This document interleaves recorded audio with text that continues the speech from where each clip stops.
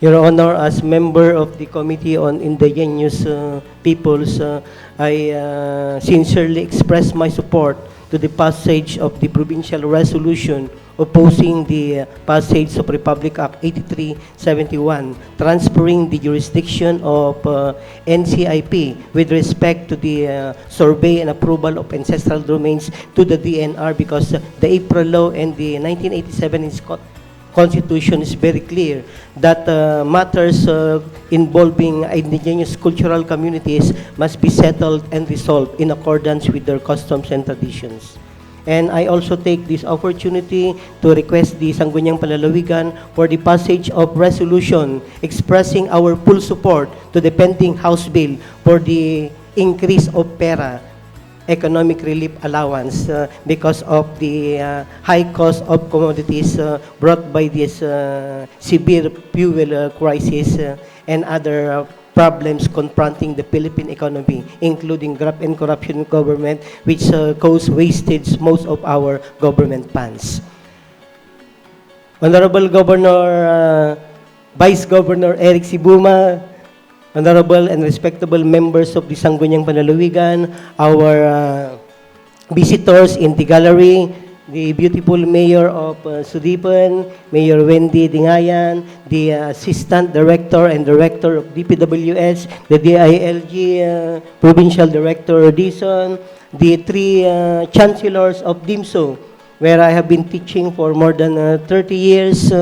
representatives of non-government organizations, and all employees of the provincial government under the leadership of Governor Mario Ortega. A pleasant good afternoon to each and everyone. In the DSWD Devolve AX program, or assistance to individuals in crisis situation, our perennial beneficiaries are the senior citizens with ailments, the indigents, the PWDs, the solo parents who are unemployed, including calamities and fire disaster victims. In today's severe fuel crisis, the Office of the President launched the UPLIFT program, or the Unified Program for Livelihood, Industry, Food, and Transportation. Adhering to the spirit of the UPLIFT program, considerable number of cities and provinces, including the DSWD, reinstituted the Tulong Toda Pasada program. That is because the tricycle drivers are among the poorest working sectors adversely affected by this severe fuel crisis, considering that the livelihood or occupation of tricycle drivers necessitate the use of gasoline. Considering the high cost of gasoline, which was increased by almost 40% and is still increasing, the meager daily income of tricycle drivers was considerably decreased. Because even if gasoline is too expensive, 100 pesos per liter, if I am not mistaken, the tricycle drivers on their own initiative could not collect a higher tricycle fare, being regulated by municipal or city ordinance. Passengers even threaten tricycle drivers to complain against them at the PACO, or Public Assistance Complaint Unit, or any concerned municipal government department or office in the municipalities of the province of La Union. Because of decrease in the meager income of tricycle drivers, Your Honor, who are still required to remit the same amount of daily boundary to their operators, tricycle drivers are compelled by the circumstance to reduce the number of their working days, deciding to ply the route only during days with many passengers, preferring to queue or fall in line in public markets, in malls, or in other thickly populated areas, to the detriment, discomfort, inconvenience, and to the very risk of the life, limb, and personal belongings of passengers waiting along the various roads. So, Your Honor, so that we could encourage our tricycle drivers to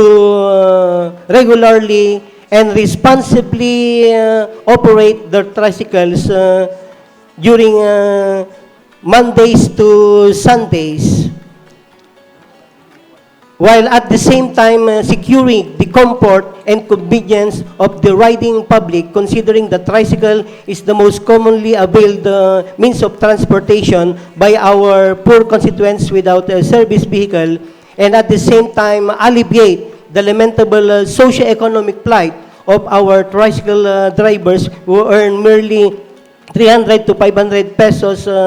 daily. I respectfully propose and earnestly beseech the consideration and compassion of the members of this august body on the passage of